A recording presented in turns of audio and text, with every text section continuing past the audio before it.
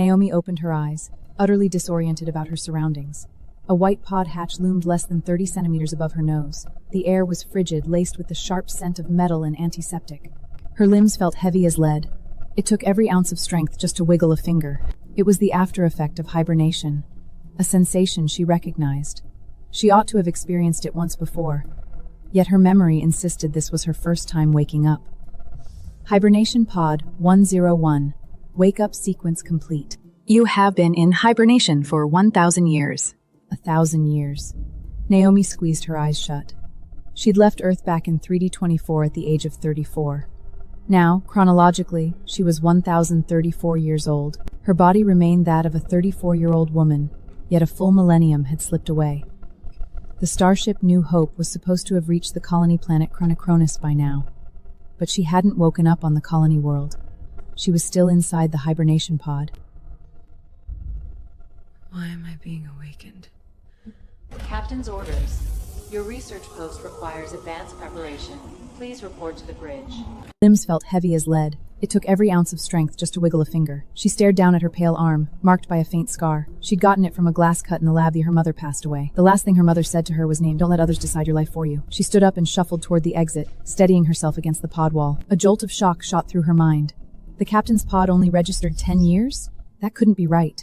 Unless the time system had been tampered with. She kept walking, her expression unchanging, acting as if she'd seen nothing at all. But alarm bells were ringing loudly inside her. The bridge sat at the very front of the starship. Naomi walked down the long corridor. Beyond the windows on either side stretched the pitch-black void of space, with a dark red nebula glowing in the distance. Her steps were firm, but her mind raced a mile a minute. Captain Drake Coulter stood behind the command console in a crisp uniform, his hair perfectly groomed. He showed no signs of hibernation fatigue. No pale skin, no trembling limbs, just sharp, alert eyes. Beside him stood Elena Voss, the geologist, who also looked completely unaffected by waking from hibernation. Welcome back, Naomi. We roused you early because the research lab equipment needs your personal calibration. Elena will show you the way. You two look perfectly fine. No side effects from hibernation? We woke up a few weeks ahead of schedule, so we fully recovered. Drake let out a faint smile.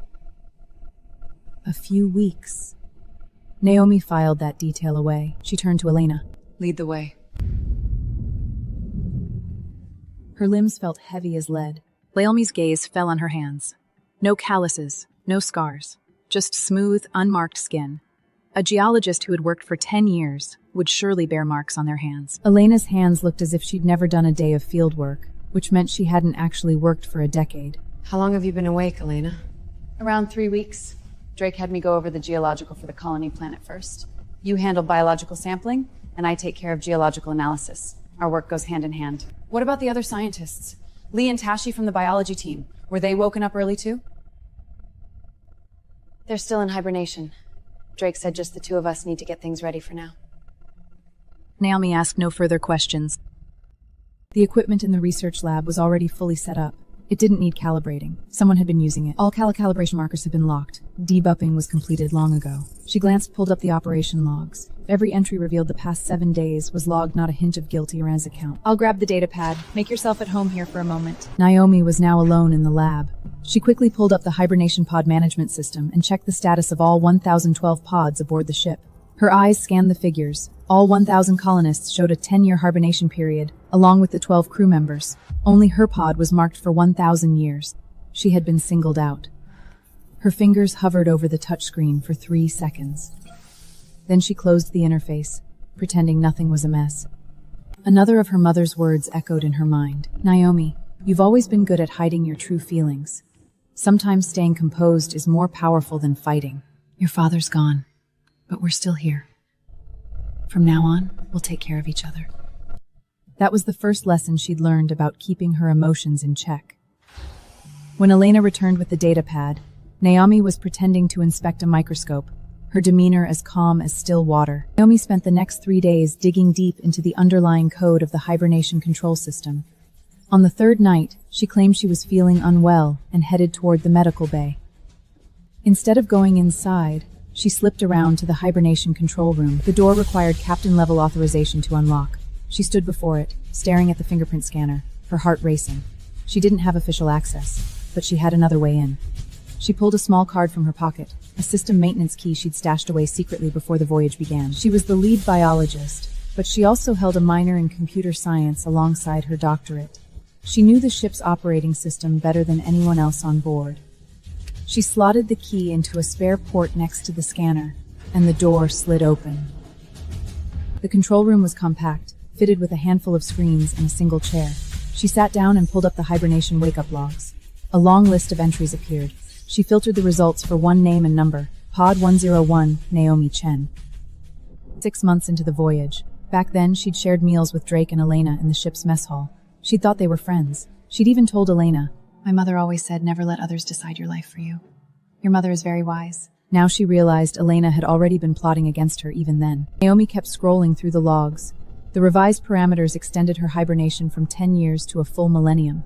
Her vital sign alert thresholds were set to the lowest level, guaranteeing she would never wake up prematurely. Her scheduled wake-up was set for just 3 days before the ship reached its destination. Too late for her to uncover the scheme. She checked the logs for the other crew members. Drake had been roused 12 times, every few months, with his most recent wake-up 3 weeks prior. Elena had woken up 9 times, always for short periods. First Officer Victor had never been awakened. Neither had Engineer Lee. Only she, the captain, Elena, had their pod settings constantly adjusted. Drake and Elena had stayed awake all along. For 10 long years, they'd lived alone aboard this ship, adrift in the endless darkness of space. Meanwhile, she'd slept through the entire decade, completely oblivious. She leaned back in the chair and stared up at the ceiling, where a light fixture hummed softly. The sound felt bitterly ironic. The whole ship hummed along, its past locked in sleep, while just a handful stayed awake and in control. They'd woken her only to use her expertise. Once her work was done, they'd send her back to endless slumber. She sat up straight. Her hands stopped shaking. She got to work, rewriting the wake-up access permits for every hibernation pond. She set her own fingerprint as the sole authorization key. No longer the captain, no longer the ship's AI, only her. It took Naomi 2 hours to finish the adjustments. She hid the new code deep within the system's core, protected by an encryption algorithm she'd created back in college. No one would ever find it unless they knew exactly what to look for. She was wrapping up when the control room door slid open abruptly. Elena stood in the doorway. Naomi? What are you doing in here? Naomi's heart skipped a beat, yet her expression remained impassive. I'm checking the hibernation pod's vital sign readings. My blood oxygen levels have been low, so I wanted to rule out a fault with the pod itself. Elena stepped inside and glanced at the screen, which now displayed Naomi's personal vital sign data, a cover she'd pulled up moments before. You should have gone to the medical bay, not come here. There was a hint of suspicion in Elena's voice. The med bay only checks my body, not the pod hardware. If the pod is faulty, a simple checkup won't fix anything. Everything checks out. It's probably just lingering hibernation fatigue. I'll keep an eye on it. She walked past Elena without hesitation. She knew Elena was watching her, and that suspicion was growing. Naomina called out. You look pale. Should I book you in for a full medical examination? No, thank you. Naomi kept walking toward the exit without turning around. Night. Naomi lay in her hibernation pod, ascending sleep. She was waiting. At 2 a.m. ship time, soft footsteps echoed nearby. She saw 2 figures reflected in the pod's transparent hatch, Drake and Elena. They stopped right outside her pod and spoke in hushed tones. Is she asleep? Vital signs show deep sleep. Should we do it? She might have figured something out. She spent a long time in the control room today. Hold off for now. She hasn't finished the biosecurity report for the colony yet. We still need her expertise. And after that?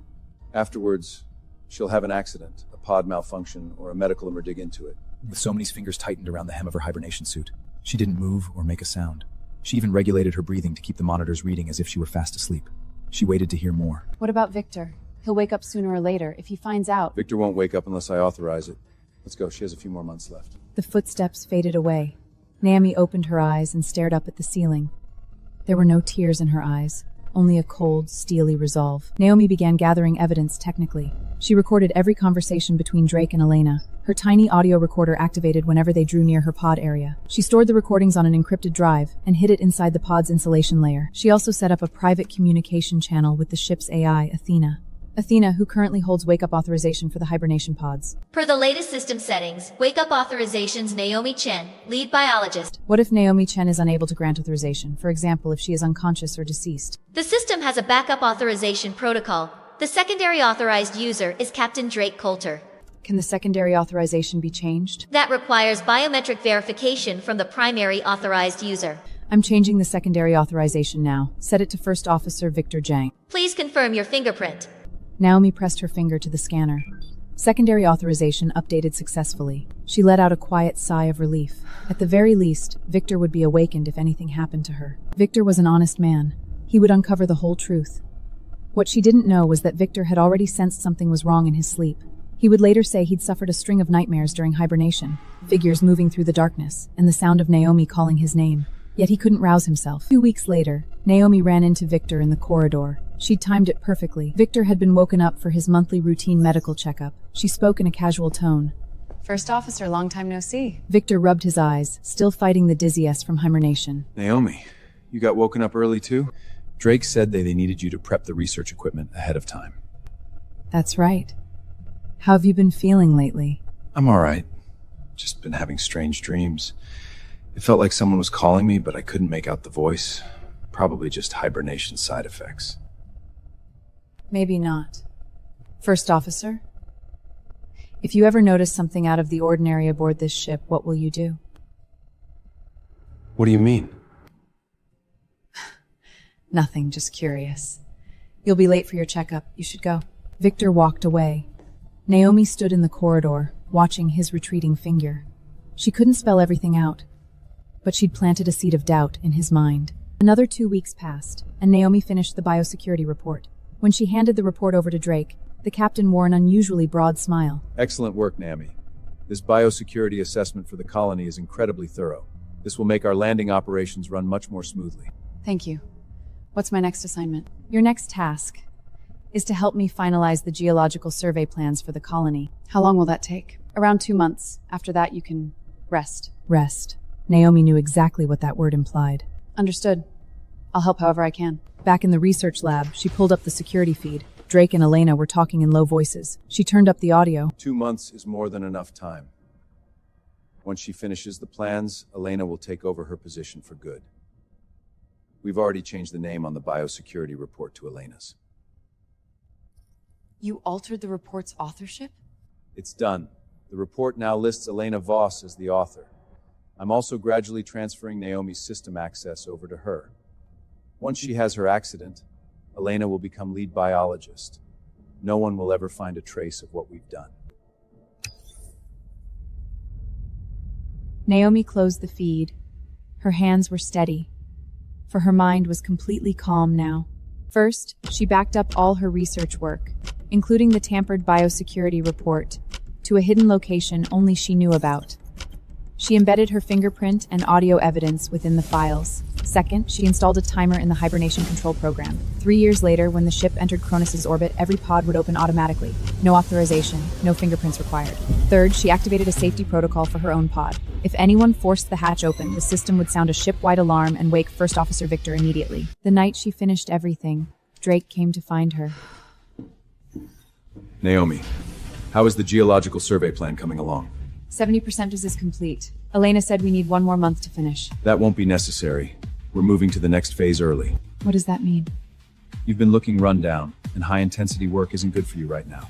We've decided to send you back into hibernation early. We'll wake you once we reach the colony. Early? I thought I had 2 more months of work ahead. Plans have changed. Return to your hibernation pod tonight. We'll reset your sleep cycle. You'll wake up when we arrive at Cronus. Very well. I'll gather my things. Naomi headed back to the hibernation bay. She walked slowly, but her mind raced. They planned to make their move tonight. Time was running out.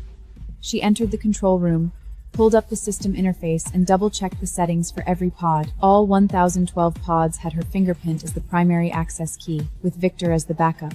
The 3-year auto-wake timer was active. Everything was in place. She was about to leave when the door slid open. Elena stood in the doorway, holding a syringe. Naomi, this is a muscle relaxant to calm your body. It'll make the transition into hibernation smoother. Naomi stared at the syringe. She knew for certain the liquid inside was no relaxant, but she had no choice. If she refused, they would force her into the pod by brute force. I'll take it myself. Naomi took the syringe and, in front of Elena, plunged the needle into her arm, injecting liquid into her bloodstream. A wave of dizziness washed over her, but she struggled to remain calm. Before coming here, she'd injected herself with an antidote stolen from the medical bay, designed to counteract this exact drug. Thank you. She walked toward her hibernation pod. She lay down inside, and the hatch slid shut slowly. Through the transparent hatch, she saw Elena standing outside with a strange expression. No triumph, no malice, just an unreadable mix of emotions. Perhaps doubt, or simply the play of light on her face. Naomi closed her eyes. She pressed her finger to the internal scanner, verifying all pod settings one final time. Then she let herself drift into darkness. 3 years later, the starship New Hope entered Kronos' orbit. Lights flickered on throughout the hibernation bay. All 1012 pod hatches opened at the exact same time. Naomi opened her eyes. There was no dizziness, no physical weakness this time. She'd only slept for 3 years. Her body had only aged 3 years. She lifted her finger from the scanner and sat up. Coughs and groans echoed all around her as the other sleepers woke up. All 1,000 coloners and 12 crew members were awake. 2 people remained asleep. Drake and Elena. Their pod hatches stayed closed. Naomi walked over to their pods and looked down at them. They slept soundly, their faces calm, breathing steady. First Officer Victor walked over from a short distance away, rubbing his sleepy eyes. Naomi? What's going on? Why is everyone awake all of a sudden? We've arrived, Victor. Welcome to Kronos. Why haven't the Captain Elena woken up? Because they no longer have the authorization. What are you talking about? It means, starting today, only one person controls the wake-up systems for this entire ship.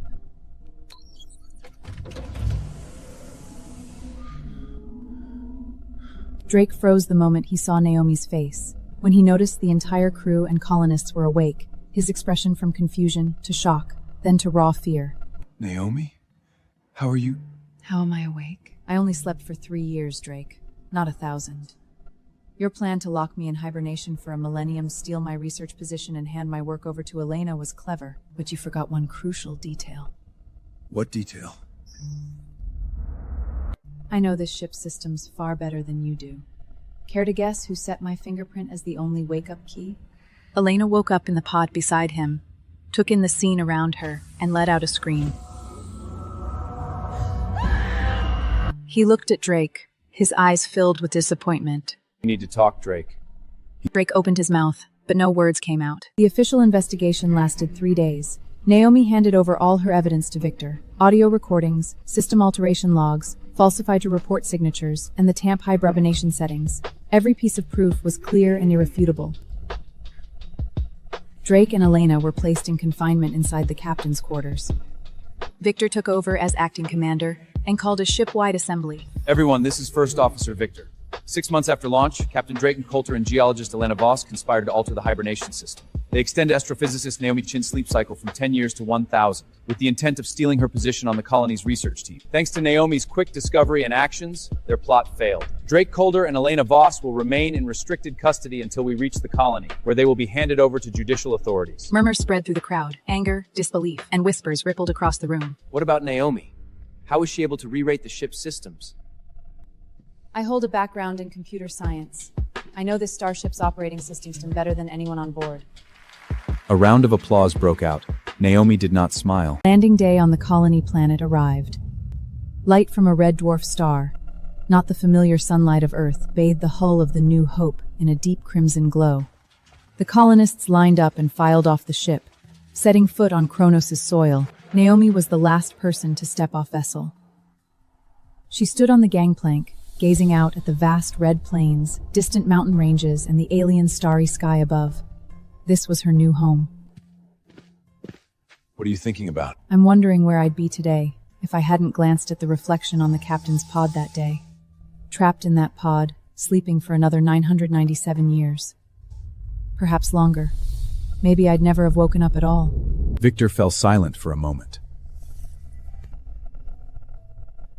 You've held Drake and Elena accountable, but they're still alive. Many people think you should have left them trapped in hibernation indefinitely. That would have made me no better than them. Staring into the distance. I didn't come here to punish others. I came to build a new world. She stepped down the gangplank and planted her feet on Kronos' ground.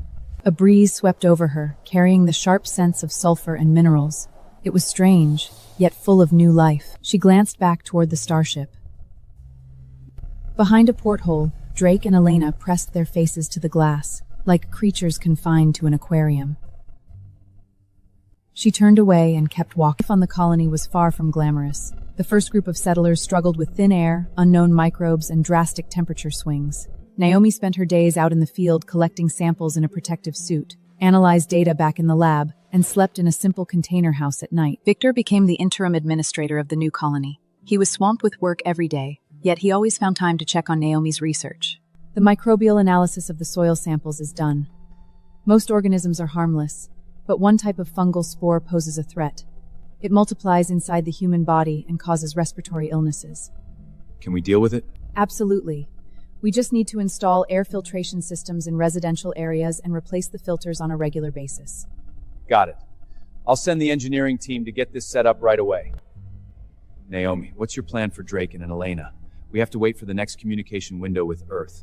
The round trip will take 6 years. Then we wait 6 years. The law isn't meant to be rushed, it's meant to be followed. Victor nodded and took his leave. First batch of crops sprouted in the greenhouse.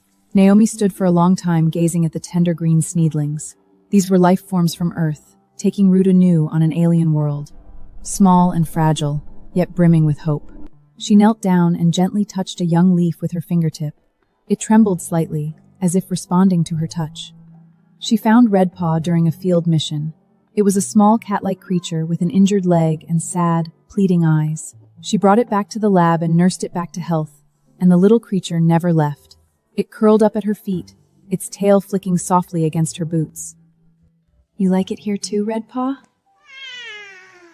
That night, she had a dream. She was trapped inside her hibernation pod, unable to open the hatch, while laughter echoed from frantically, but no one heard her. When she woke up, her protective suit was soaked in cold sweat. Redpaw lay on her chest, purring loudly. She stroked its fur and gradually calmed down. Naomi received a letter delivered from the ship's confinement quarters. It was signed by Elena. She hesitated for a long while before breaking the seal. "Naomi, I know you'll never forgive me, and I don't ask for your forgiveness. I just need you to know that Drake and I didn't hatch this plot after the launch. We made the plan back on Earth. That research position was supposed to be mine until the review changed their minds at the last minute. Drake said we could fix that mistake on the ship, and I agreed. I've regretted my choices ever since. Not when you uncovered the truth, but the moment you lay in the hibernation pod, closed your eyes, and calmly added that drug into your arm. You knew exactly what it was, yet you did it anyway. In that instant, I saw how much stronger you are than me. Not in skill, but in willpower. I won't bother you again. All I want to say is, I'm sorry." Naomi folded the letter and put it away in a drawer. She never wrote back. Redpaw jumped onto the desk and nuzzled her hand. She stroked its head and got back to work. Colony marked the end of its first year. Cronus had no 4 seasons, only a permanent deep crimson sky overhead. Still, the settlers held a small celebration.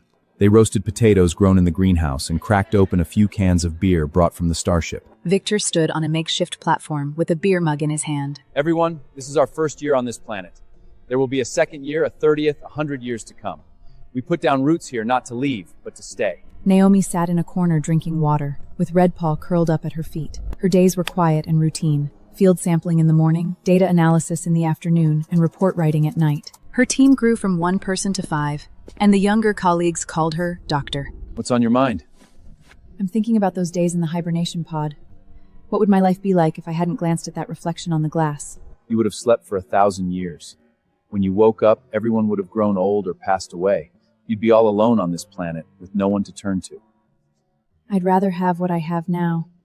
At least I have him. You have all of us, too. 3 years later, the communication link with Earth finally opened. The colony's scientists received an official reply from Earth. Earth's court had concluded the trial for Drake and Elena. They were convicted of fraud, abuse of authority, endangering human lives, and multiple other charges. Drake was sentenced to 20 years in custody, and Elena to 12. Due to the vast interstellar distance, they could not be transported back to Earth to serve their sentences. Their punishment would be carried out right here on the colony. Drake and Elena were confined permanently to the ship's isolation quarters. They would spend the rest of their lives trapped on the very starship they once commanded. Aren't you going to see them off? See who? Drake and Elena. The isolation zone is officially sealed today. From now on, only delivery robots will bring them food. No one will visit them again. I have no desire to go. I have nothing left to say to them. Victor nodded and left. Redpaw hopped onto the lab bench and nudged her hand with its nose. She leaned down and brushed her forehead against the little creature's head. 5 years after landing, the colony began to take shape as a proper town. A school opened its doors, enrolling the first children born on Kronos. They would later be known as the Kronos generation. Naomi became the colony's chief scientist, and her research team expanded from 5 members to more than a dozen. 5 years after landing, the colony began to take shape as a proper town. Her schedule was full, leaving her little time to think about Drake and Elena. Dr. Chen, I've heard the story about the hibernation pod. Were you scared back then? I was afraid, but I feared doing nothing even more. If you could go back and do it all over again, would you make the same choices? I'd act faster. I'd lock down the permissions sooner, expose their plot quicker, and start my new life without delay. You're my role model. Don't look up to others as role models. Learn to believe in yourself. 10 years on, the colony's population surpassed 5,000. The town flourished with schools, a hospital, markets, and even a small botanical garden filled with flowers and plants imported from Earth. A few strands of white hair appeared in Naomi's hair. Not many, but enough to remind her that time kept moving forward. Redpaw grew old too. It no longer bounded around playfully and spent most of its days napping at her feet. Sometimes she would hold it in her arms and scratch its chin gently. It let out a deep rumbling purr, as if laughing. Victor retired from his post. He settled down on a small farm just outside town and grew potatoes. From time to time, he would drop by for tea and catch up on colony news with Naomi. Naomi, do you ever have regrets? If you'd never woken up, or if you'd done nothing after waking up, would your life be easier now? Easier? Perhaps, but that wouldn't have been my life. It would have been a life planned for me by someone else. And this life now is truly yours? It is. This is the life I chose for myself. Drake passed away. The news came from the ship's isolation quarters. He had died in his hibernation pod. The medical examiner ruled it natural causes, organ failure and cardiac arrest. He had already been in his 60s back on Earth, and more than a decade adrift in space had worn his body down completely. Naomi was feeding Redpaw when she heard the news. Her hand trembled, spilling food across the floor. Dr. Chan? I'm fine. Just slipped. She did not attend the funeral. Word spread that only Elena was present. That night, Naomi dreamed of Drake. Not the strong man he once was, but an elderly version with white hair, a hunched back, and dull eyes. You won. This isn't a victory, it's just the end. She woke up to Redpaw pupping on her chest. She stroked its fur and stared up at the ceiling. It was all over. Elena was released, not from a prison cell, but from the ship's isolation quarters. Her sentence had been served, yet she was forbidden to leave the starship. The Colonial Council voted to let her reside in the crew quarters, but barred her from residential areas and regular colony jobs. Naomi signed an official document approving Elena for limited work in the colony's medical team. The medical staff was short-handed, and Elena's medical knowledge could be put to good use.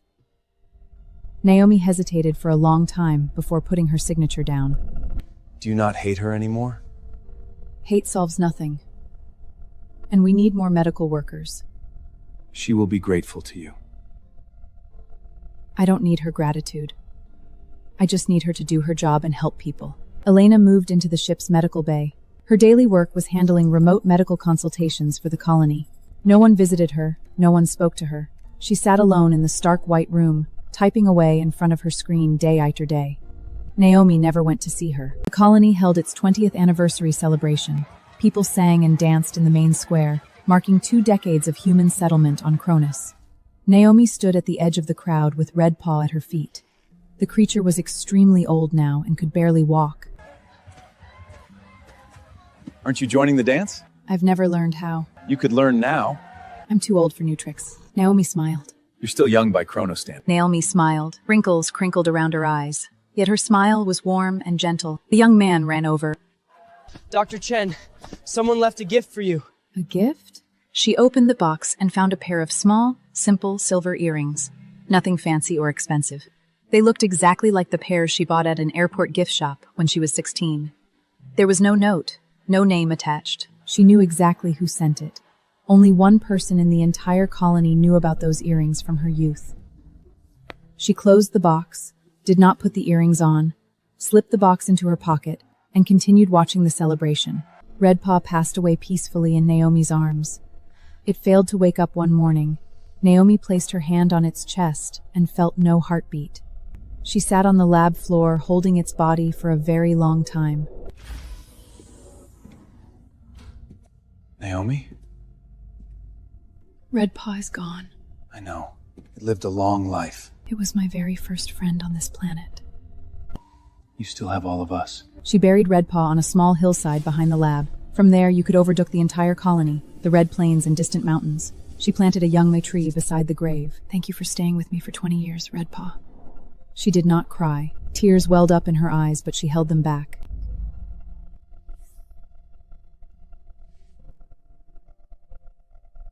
The handover ceremony was plain and simple. No flowers, no applause, just a signed document and a firm handshake. Dr. Chen, thank you for teaching me everything. No need to thank me. Just remember this, science exists to serve people, not just to collect data. I will keep that in mind.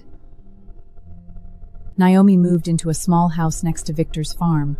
She raised a few chickens and tended a vegetable garden. Each day she woke early to water plants, spread fertilizer, and gather eggs. Her days became quiet and unhurried. After 10 years working in the ship's medical bay, Elena requested a transfer to a remote observation outpost. She left the starship and the crowds behind, living alone in a tiny observatory, spending her days stargazing. Naomi occasionally saw her name on research reports, and that was the only connection between them. 50 years after settlement, I was 84 years old. My hair was completely white, and my back was stooped, yet my eyes remained sharp and bright. I spent each day sitting in a rocking chair on my porch, gazing out at the distant red plains and reminiscing about the past. Victor had passed away 3 years prior. She attended his funeral, standing at the back of the crowd, and shed no tears.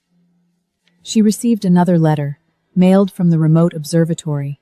It was from Elena. Naomi, I am leaving Cronus. An interstellar exploration team is recruiting volunteers to journey to far-off galaxies. I don't know if I'll ever return. Before I go, I have one thing to say. Thank you for not giving up on me. Not when you signed the papers to let me work in medical care, but for never seeking revenge against me. Papers to let me work in medical care, but for never seeking revenge against me. You could have left me to rot in isolation, but you chose not to. You'll never know how much that means to me. She did not write back. She had no words to offer. Elena departed Cronus. On the day the exploration vessel launched, Naomi stood on her porch and watched the sky. The rocket blazed a long trail of flame and vanished behind the dark red clouds. She lowered her head and went back to watering her flowers. The tree planted over Redpaw's grave had grown tall. Sometimes she would sit beneath it for an entire afternoon, closing her eyes and listening to the wind. The breeze carried the scents of sulfur and fresh earth. She thought back to the hibernation pod and the numbers she'd seen in the glass reflection. She remembered the moment she pretended to see nothing and kept walking toward the bridge. If she had stopped, shouted, and confronted Drake back then, she might never have escaped that starship. She kept moving forward. And that was how she made it here. 70 years on, Naomi was 104 years old. She no longer left her home. A live-in caregiver tended to her daily needs, feeding her and helping her turn over in bed. She slept most of the time. When awake, she stared at the ceiling and thought of days long gone. Her former students came to visit. The young researchers who once called her Dr. Chen were now elderly themselves. They sat beside her bed and shared news from the colony. She listened, nodding and smiling now and then. Dr. Chen, do you have any regrets in life? None at all. Not even one? Not a single one. Every choice I made was my own. Memories flashed through her mind, Drake's face, the syringe in Elena's hand, the security footage from those long nights. She felt no regret, not for a single thing. Naomi passed away peacefully in her sleep. There was no pain, no struggle. Just like Redpaw, she drifted off and never woke again. When the caregiver found her, a soft smile lingered on her face. Beside her hand lay a photograph. It was not a portrait of a person, but a view of Cronus's red soil, with a single tree standing in the distance. The very tree she had planted over Redpaw's grave. The colony held a grand funeral for her. People lined the streets to watch her coffin, draped with the colony's flag, roll slowly past. Victor's son delivered the eulogy. Dr. Naomi Chen was one of the founding members of the Cronus colony. She uncovered the captain's conspiracy while trapped in hibernation, defending her own research position and upholding the integrity of the colony's scientific mission. She lived here for 70 years, trained our first generation of scientists, and wrote the Journal of Redpaw, which chronicled the life force of this planet.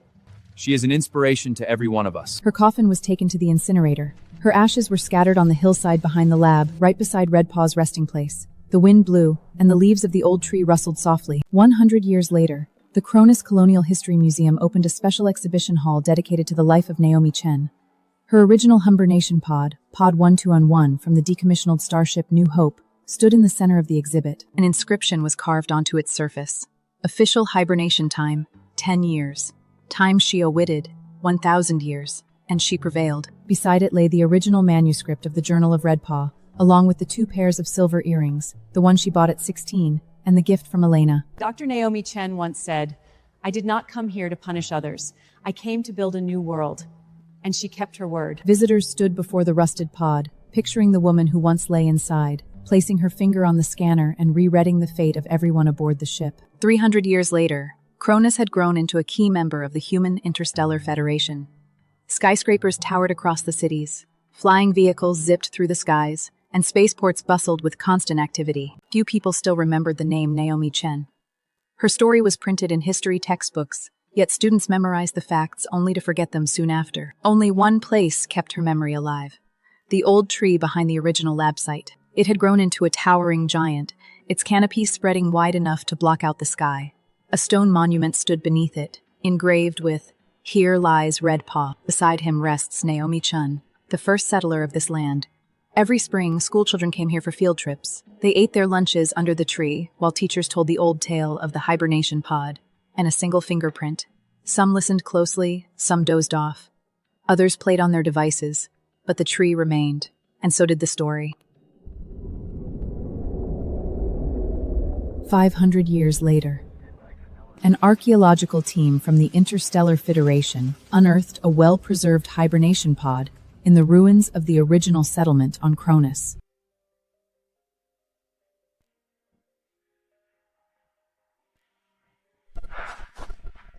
This is Naomi Chen's hibernation pod. Who's that? Naomi Chen, the woman who exposed the captain's After plot on cleaning the and Starship. restoration, She they rewrote spotted the number hibernation marked on minutes its and made side, sure everyone Pod woke up on 1001. Oh, that old legend. It's no legend. It's real. Look here. Her fingerprint is still on the hatch. They extracted the fingerprint and uploaded it to the federal database. 5 centuries later, Naomi Chen's fingerprint became a priceless artifact in the Interstellar Federation Museum. 1,000 years later, humans had established hundreds of colonies across the Milky Way galaxy. Cronus was now just an ordinary interstellar stopover. Travelers refueled, restocked supplies, and caught connecting flights before journeying further into the galaxy. Duty-free shops at the spaceport lined their shelves with souvenirs. The most popular item was a replica of a pair of small, simple silver earrings. The packaging read, "Earrings of Naomi Chen. Bought at age 16, worn for a lifetime. Yours to own." No one knew who Naomi Chen was. They simply thought the earrings were pretty. A large portrait hung in the center of the main terminal hall. It depicted an elderly white-haired woman sitting in a porch rocking chair, holding a small cat-like creature in her arms. The plaque beneath it read, "Naomi Chen, founder of the Kronos colony. Scan the QR code to learn her story." Hardly anyone bothered to scan it. 2,000 years later, Cronus's atmosphere underwent drastic changes. All settlers evacuated the planet and relocated to more habitable star systems. Cities fell into ruin, tall buildings crumbled, and streets were buried under sand and dust. Only the ancient tree still stood. It had grown so massive its trunk required dozens of people linking arms to encircle it. The stone monument at its base was worn down by time. Its inscriptions faded and hard to read. Yet the tree endured.